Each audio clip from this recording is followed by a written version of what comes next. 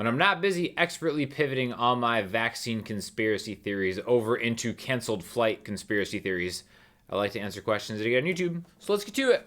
A good lesson. Practice fills in between chords. Great for jamming.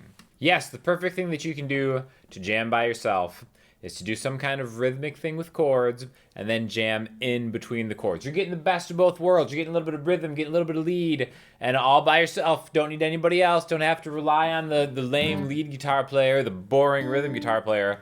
You can be in both yourself. So we're going to do a quick example of this.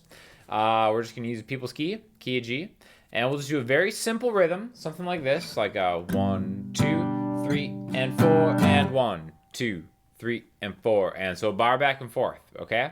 The first thing we're going to do is sound like this. 1, 2, 3, and 4, and...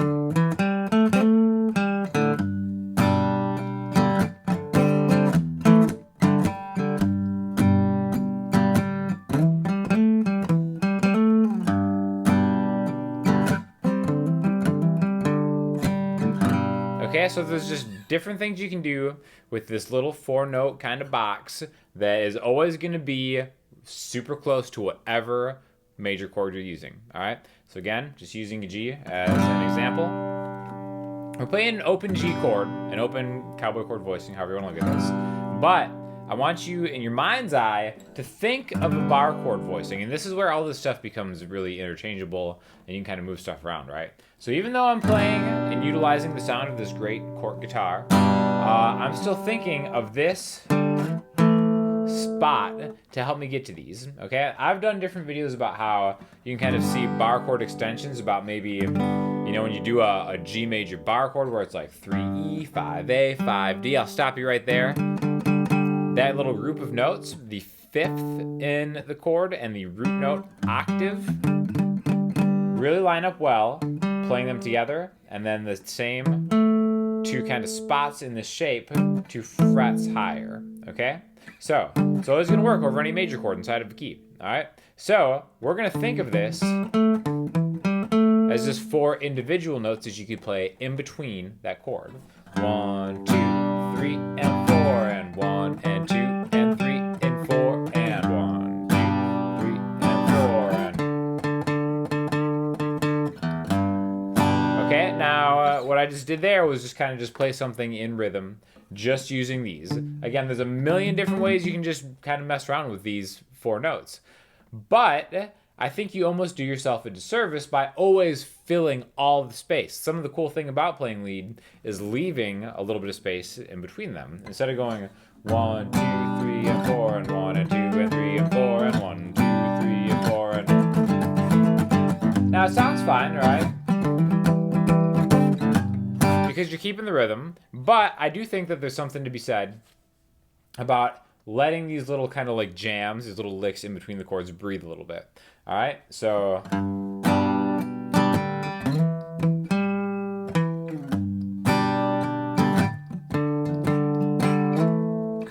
See how like just that kind of like...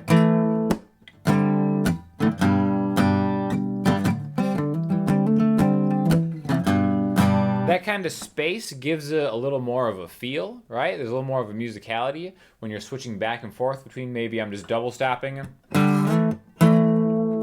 G, 2, 3, and 4, and double stop. And then when I do something a little more intricate, it kind of stands out a little bit more, right? So double stops, I think, are the best way to kind of start to lead into that, where maybe we'll just take, like I said, 5A, 5D, and kind of play them as a little mini chord. All right, double stops sound great on this guitar. This video is sponsored by Chord. This is the Chord Gold A6. Chord has been awesome by sponsoring at least a couple of videos of mine a month. So definitely show them some love. I will link you in the description to this guitar because it's been an awesome guitar. Underrated thing about this guitar, built-in tuner on the side here. Love that. Leaving the snark at home. That's why you don't see the snark on the headstock here, because the built-in tuner. So yeah, check that out for sure. Thank you again to Chord. But yeah, double stops. Always hit the spot right? Sliding into them sound great. Plus, doing them with these fingers kind of opens up something else with your pointer finger. See how I'm like... right there. So I'm going from the G chord, then then I'm getting to 5A and 5D, ring finger and pinky, double stopping through, and that lines my pointer finger up to whatever maybe hammer-on type stuff I want to do. However you play those notes, they're always going to be in line with the G major chord, right? Go to another chord in that key, C. Everything works the same way, right? Now, again, as you probably know, you can play a C major or add 9 just by moving your front fingers down a string, or just play it the old-fashioned way, right? So, stands to reason, you can do the same thing with around a C major chord, right? Again, think in your mind's eye of maybe the 5th fret of the D and G strings as being like a C major starting point, and then that's the nice thing about these boxes up until you get to the B string is all the shapes are exactly the same. So that's G's 4-note little selection. There's C's 4-note little selection. D major, same thing, but now we're on the 7th fret. 7 to 9, 7 to 9, right? So I think one of the best ways to start remembering that is to start making little kind of touchstones on the fretboard of this. Every time you see a G major chord, maybe just have these 4 notes light up. Every time you see a C chord, just think, match that little spot with the chord you're playing. And then you can kind of start getting more creative in between chords. You do it as busy or as unbusy as you like. G, C,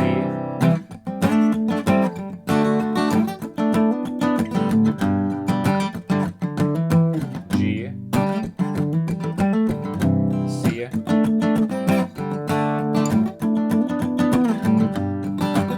and I think that's like a great way to kind of just start incorporating some jam things in it. Again, there's an art to doing it, tastefully. If somebody's singing, whether it's yourself or somebody you're playing with, maybe just kind of let the chord breathe a little bit more. But if it's one of those rare circumstances where a singer actually shuts up, just jam and make it your time to shine. Keep on jamming. Also, speaking of chords and songwriting and jamming, I have been hired to teach a live seminar at the end of the month, October 30th. It's going to be super cheap. It's $10 to sign up. I will link you guys in the description if any of you guys are interested in doing it. It's going to be cool. I actually have a planned hour-long session that you guys can drop in and kind of be a part of. It'll be similar to some of the live streams that I do, but actually structured because I won't go off on just like ridiculous tangents like I usually do on live. So if you guys are interested in kind of like using chords and putting them together in more of like a songwriting structure, but still having it sound musical and not all sound like the same, definitely consider joining us for this class that I'm trying out just to see if anybody's interested, and maybe I can kind of have that be a part of what I do going forward. But if you are interested in learning about more chord theory stuff in a songwriting thing, it's only $10. Sign on up. Genius! No use whatsoever for beginners, which actually defeats the purpose of this video as it's to explain intervals. Intermediates already know it. I think you just need attention, dude.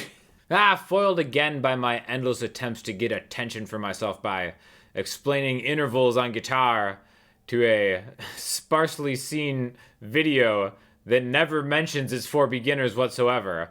It is also kind of funny that this comment actually, even though no one's really seen it in a while, got an upvote right away. So the cool thing is when I catch like a salty comment right away, and it has an upvote, it's not like, oh, I wonder if like somebody else agrees with this person. So if it's right away, I check and I can see, okay, well, this video has been seen once in the last 60 minutes, and then again right after to refresh the page and to like the person's own comment. So it is a little interesting that somebody's calling me out for needing attention when they're clearly upvoting their own comment on a YouTube video.